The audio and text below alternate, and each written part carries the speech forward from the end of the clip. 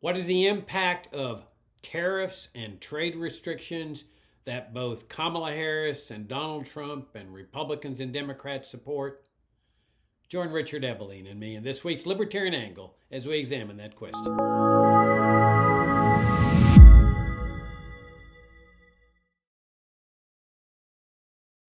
Hi, I'm Jacob Hornberger, president of the Future of Freedom Foundation, and this is this week's Libertarian Angle, the show that brings you all the principled case for the libertarian philosophy. I'm joined by my co-host, Richard Ebeling, who teaches economics at the Citadel. Richard, good to see you again. Good to be with you and our viewers and listeners, as always. Yeah, thank y'all for tuning in, and thanks again for your support of FFF. Richard, okay, during the presidential debate, the issue of tariffs came up. You and I have addressed tariffs and protectionism and trade restrictions and the opposite, free trade, for about 34 years now of FFF's existence.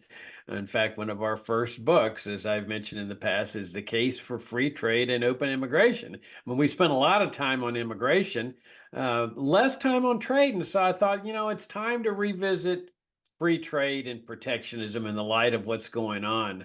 There was one amusing aftermath of the debate that Trump's press spokesman made a comment that Trump is a businessman and he doesn't need to be lectured on economics by somebody who has a Marxist perspective or something like that. But despite the fact that Trump is a businessman, it's really quite irrelevant because he really does not understand economics. And we can see this with his tariff policy.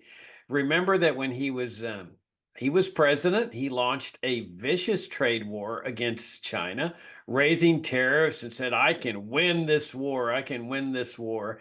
And all he did was put farmers out in the Midwest out of business because, of course, China raises their tariffs in response. And so all these farmers that were making money selling to China were going out of business. So what did Trump do? He started a welfare plan where he says, well, I'll bail out the farmers. And so he taxes Americans to double down on his tariff policy.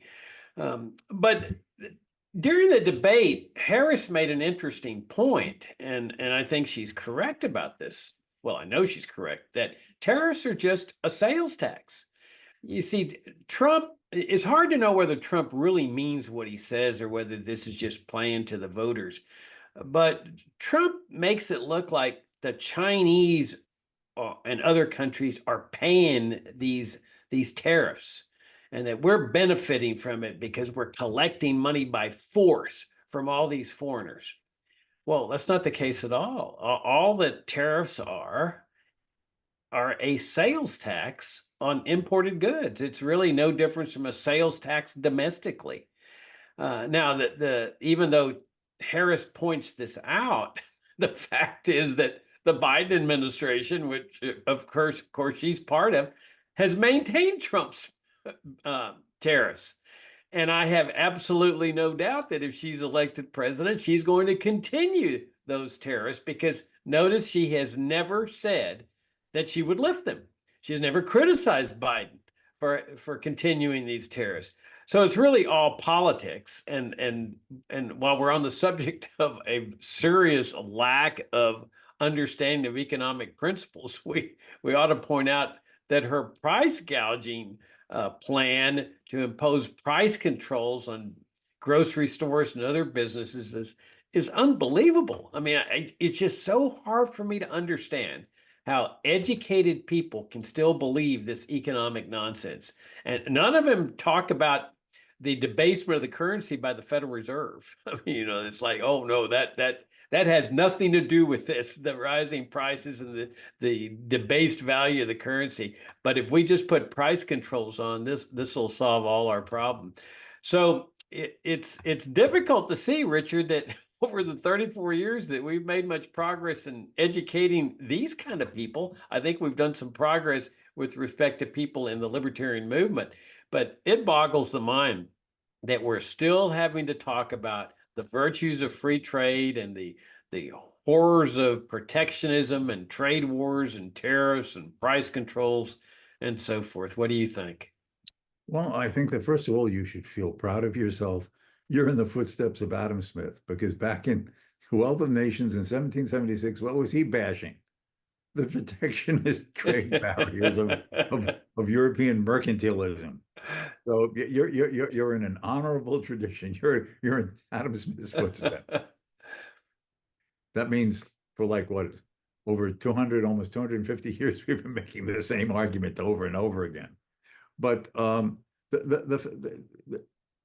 failure and sort of the smoke and mirrors that Trump makes is that it is true when the goods arrive into the United States from the foreign source, the importer has to pay the tax. I mean, so in that you can say yes, the money is paid by the person importing the good, but that doesn't tell us anything. The point is that like any cost of manufacturing, you have your labor force expenses, you have your raw material expenses, you have your capital equipment expenses, you have the interest on any borrowed capital that you've had to take advantage of to facilitate your operations that you then pay back. And as part of these expenses is any other expense to bring the good to market. Now, the seller will have to be calculating how much he thinks he can produce and what price he would find it necessary to sell the good to at least recoup all of his expenses. And part of those expenses are the cost of bringing it into the country.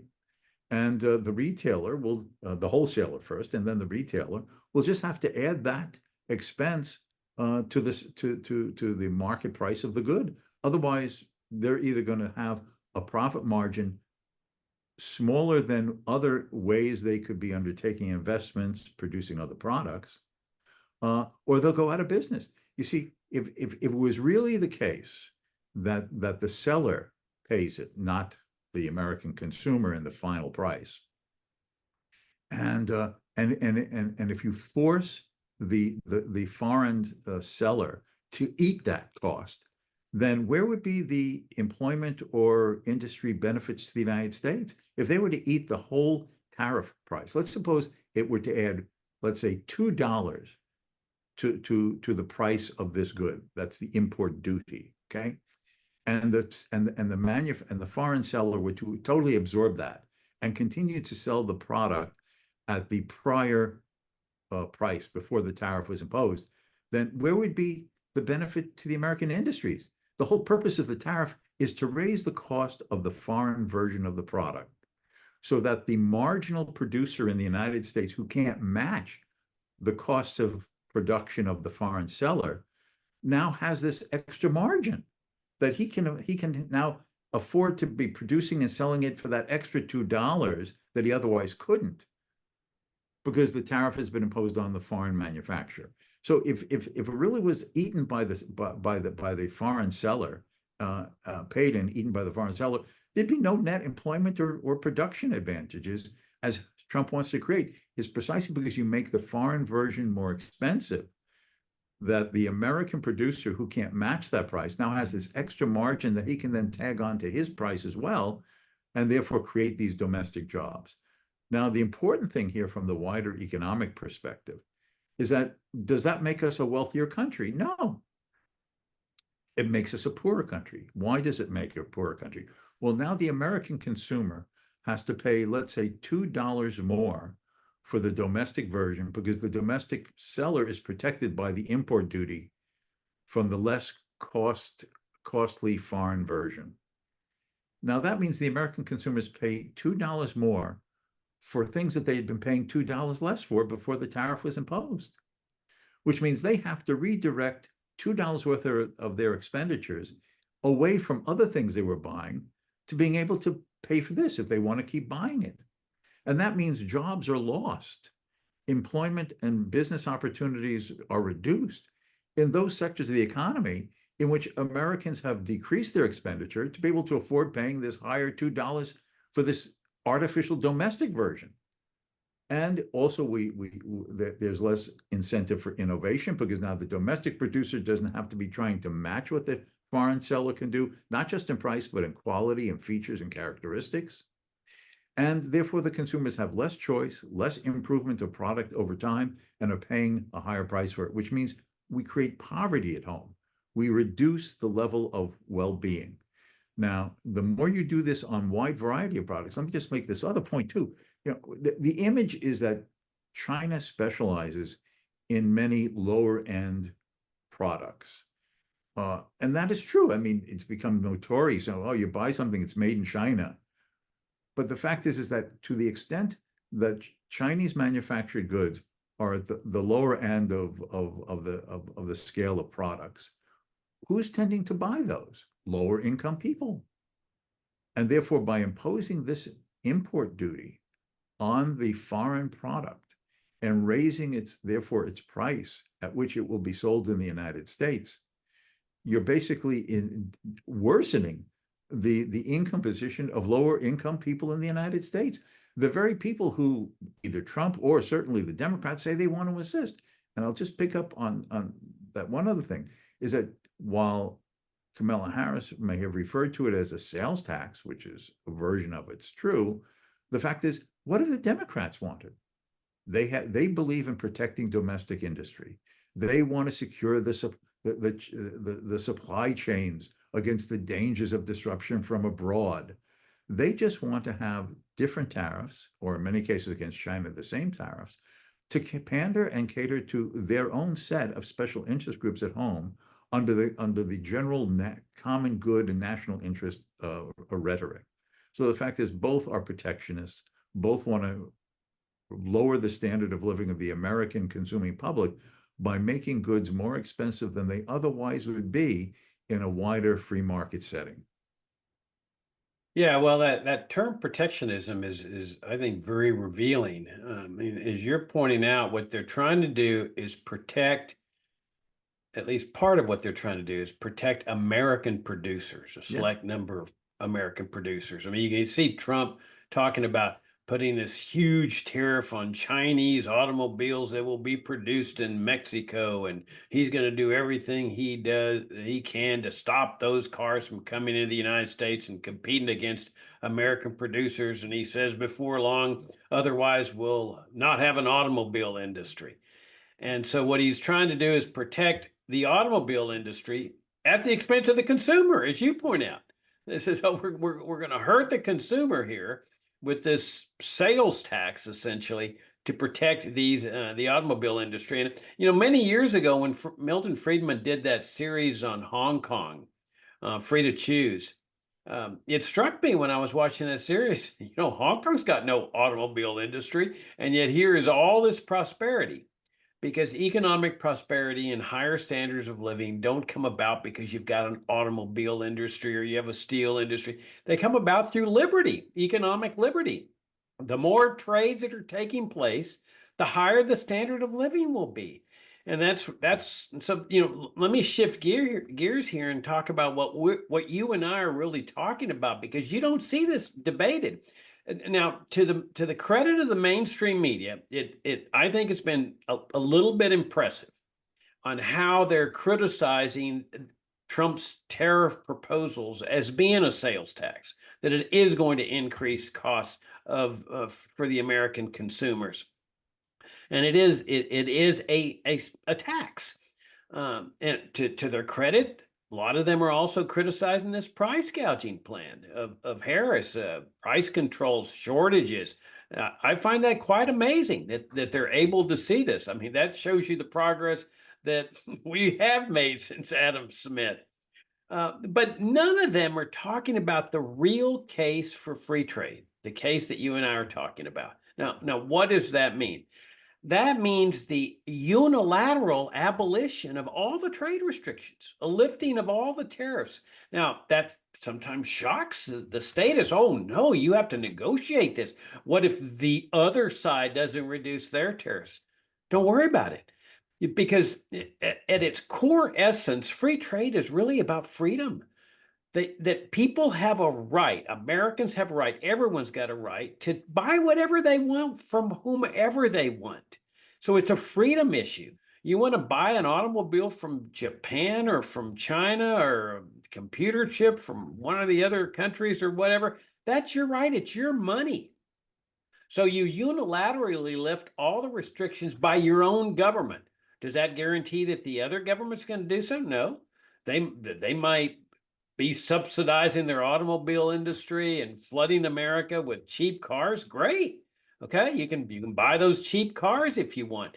But that's what free trade is really all about. It's unilateral. It's saying we're going to lift all restrictions, all tariffs, all these sales taxes, all restrictions on the purchase of goods from anywhere in the world. We're going to free the American people. And then when you combine that with freedom of travel, we're going to free the American people to travel wherever they want, to Cuba, spend their money there, buy stuff there, sell stuff there. And then that serves as a leader. That's a model for the rest of the world to follow. Yeah, let me sort of pick up another thing here. And that is, you were saying, the idea that, we have to have automobiles in America, but they don't have an automobile industry in Hong Kong. The whole purpose of division of labor is to save yourself the greater cost of producing things than your neighbor can. Or to buy things that your neighbor could produce that you basically can't at all, either because of a lack of labor skills or resources and raw materials, or the sufficient capital to be able to have such an industry. The fact is that are you somehow taken advantage of because someone else specializes in giving haircuts? Are you taken advantage of because someone else specializes in the growing and the selling of food? Are you taken advantage of because someone else specializes in the manufacture and the selling to you of clothing? You can go all the way down the line. In fact, by other people specializing what they can produce better, less expensively, or at all compared to yourself, your own standard of living is improved. You specialize in the division of labor in what, in comparative terms, you can produce better or less expensively than your neighbors, and use that as the product you sell as the means by which you buy everything else from those others who can produce it less expensively or better than you could if you were in blissful, self-sufficient isolation. If we were to say a real country has to have its own automobile industry, or a real country has to have its own airplane industry, so would we or other countries be better off if every country in the world said, oh no, we can't import Boeing or Lockheed planes anymore. We need to have Nigerian manufactured planes. We have to have Upper Volta manufactured automobiles. We need to have Nepalese motorbikes. That would be absurd. Not only would they be squandering their resources in trying to produce products that would require a version of a hothouse manufacturing with unbelievably higher costs and making them poorer, but we would be losing the opportunity to sell them and buy from those countries what those countries, in comparative terms, make it advantageous for us to purchase from them. So if you play these kind of games, it just leads to a spiral downwards of less specialization, less division of labor, and therefore lower standards of living for all. We should just buy from whom we believe could give us the best terms in price and quality, and leave each individual to make those choices. It is a freedom issue, but it's a freedom issue because precisely of the underlying logic of the economics behind it. As Adam Smith said in The Wealth of Nations, no one makes at home what he could more effectively and cheaply buy from another person. And if that's true for me in relation to the person who can grow food for me in the United States, or make a pair of glasses for me in the United States, or make an automobile for me in the United States, then the same logic applies, that it is advantageous for me to buy someone who can make it better or less expensively than I can if he's on the other side of the world. The outer limits of the economic community is the globe. the outer limits. These political borders are artificial.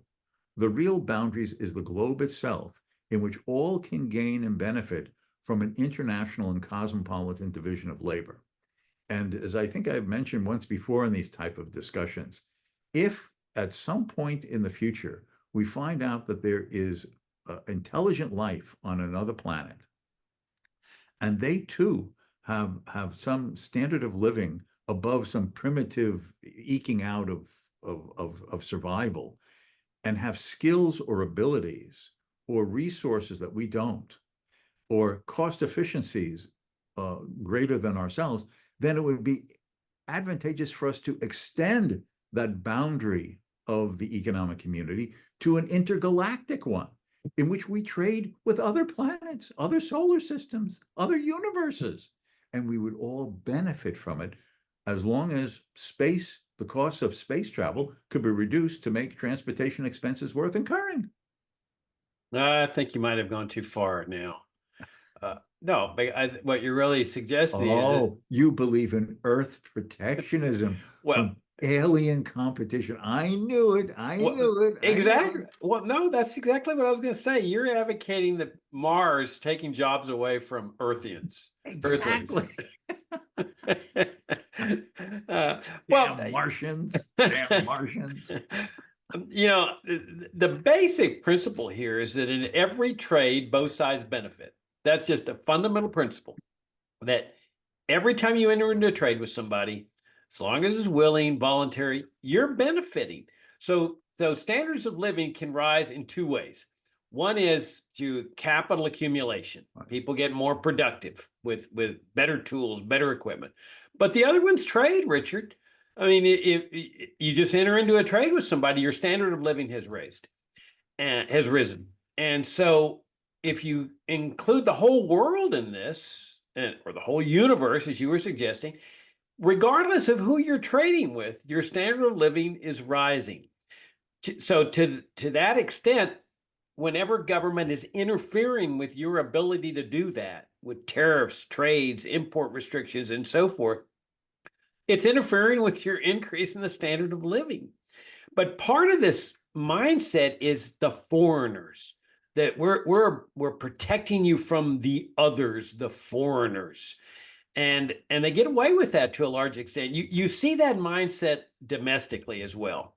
Like buy local, always buy local. Well, okay, there's nothing wrong with that. People are exhorting them to buy local because they want to protect the local business. But as long as there's no law involved, fine. But if people are free to go out and buy from a store in another community, fine. If they want to pay a higher price locally to help their buddy out in the local little merchandise store downtown, fine. As long as it's free, there's no problem. But that's that mindset of buy local instead of going to the foreigner over in that other town. You see this a lot with hotel taxes. I'm always fascinated at when I make a reservation at a hotel, because they'll have the price there, like $150 a night. And by the time you end up making the final reservation, it's like $180 and it's $30 in taxes. And the idea is, well, we're taxing people from other parts of the country, and everybody ends up doing this. And it's okay because you're not having to pay the tax. It's the foreigner, the person who's traveling here and doesn't live here, who's paying the tax. But everybody's hurt because when you add it all up, the state is sucking a lot of money out of people's pockets. And that's the way to look at this, is that if you get rid of this statist mindset, and you look at the world, as you said, is a huge conglomeration of human beings, all of whom are trying to improve their standard of living, trying to better their lives, that it's really a harmonious system in which people's standard of living is rising everywhere. Remember that old essay by Leonard Read, I, Pencil, which I highly recommend to everybody that hasn't read it, where there's a guy in some faraway land in it, let's say Africa, with rubber trees making the little rubber for the pencil. He doesn't know why the price is rising for his product. He doesn't care. He just wants to better his life. but he's really that rubber is ending up in the United States in some pencil manufacturers industry. That's the harmony of the marketplace, Richard. That's Yeah, what free trade is all about. yeah, I'll just make one other point, this idea of the foreigner. Now, Trump uh, riles about uh, the harm that comes to the United States because of trade with Mexico. They're stealing our job. They're sucking industries away from us. Of course, in combination, those damn Mexicans wanting to come across the Rio Grande. That's why we have to have a wall. So what if tomorrow a vote was taken and the people of Mexico desire to become part of the United States? And Congress passed a law making each of the Mexican states an additional state of the United States. So now the US incorporated our 50 states plus whatever number of states there are in Mexico. That's the new United States. Would we suddenly be concerned? Would we continue to be concerned about imported cars that are arriving from what, Monterey or someplace, or would we be concerned, therefore, about the people of what, Baja California now coming in and working in Arizona? No, they would now be Americans. That just shows the artificiality of this, right? Uh, would it now would it be a loss of tourism in the United States if someone from New York takes their vacation in the Yucatan Peninsula? No, that would Yucatan Peninsula would just be now part of the United States. That would be like going to Washington State and you live in Florida. So it's all artificial. This is the imaginary creations of barriers, differences, alienness that arise from political mindsets, which have nothing to do with the reality of people just choosing, freely deciding where to travel, where to produce, what to purchase, what price is worth it, and associating with those who they believe offer them a mutual gain from trade. No, I think you've got a great point. And you see this in the terminology, the trade war. We have to go to war against these people. We have to, hurt them with terrorists and everything. And of course, the idea is they're going to surrender and they're going to reduce all their import restrictions on Americans. It never works that way. They always just respond and do the same thing. But your point about Mexico is very interesting because you'd also end the illegal immigration problem Hmm? because now they would be part of the United States. And the proof of your point is that the United States did exactly what you're saying, except they did it by force. They stole the entire northern half of Mexico. Yes. So today, do you see anybody pacing the floors over the trade deficit between Texas and California? No. What is a trade deficit? Nobody even knows. Nobody cares. But oh boy, Harris brings up, oh my gosh, Trump, there's a trade deficit when you left office. Like, who cares? I mean, it doesn't matter that there's a trade deficit. All that matters is whether people are free to trade. And that's the important point here is that they're trying to pose this thing in terms of we're all at war with people around the world. The virtue of free trade is it's a harmonious system in which people are coordinating their efforts with each other all across the globe. Yeah, I'll just sort of add, this idea of, my example of, imagining that all of Mexico was part of the United States. This could have turned out that way because at the end of the Mexican American U.S. Mexican War of the 1840s, besides the annexation, as you said, of about the northern third of Mexico, there were people in Congress who said, let's take it all. Let's annex all of Mexico. So what if they had succeeded in that? Well, then where would be the trade imbalances between any of these two geographical areas? Nobody would even think about it because it'd be part of the same political unit. It's not the political unit that matters. It's the economic opportunities to have mutual gains from trade through specialization and division of labor with other human beings somewhere who can do something for you on better terms than you're doing at home or your immediate next door neighbor.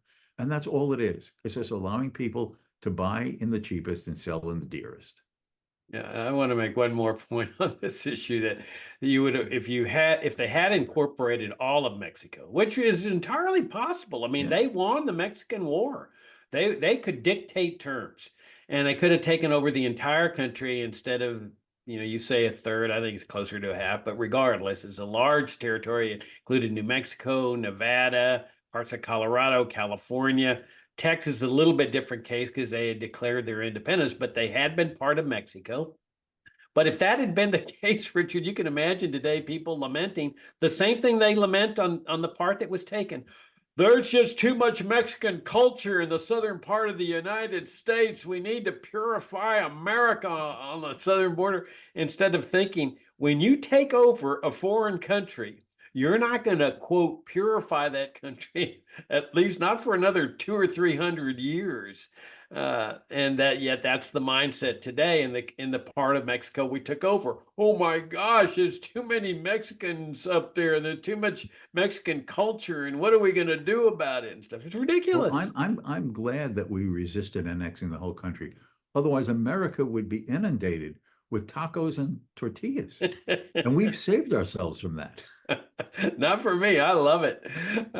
All right. On that note, we'll wrap things up. Richard, as always, I greatly enjoyed the visit. Thank you all for tuning in. Thanks for your support of FFF. And uh, Richard, look forward to talking to you next week. Until next time.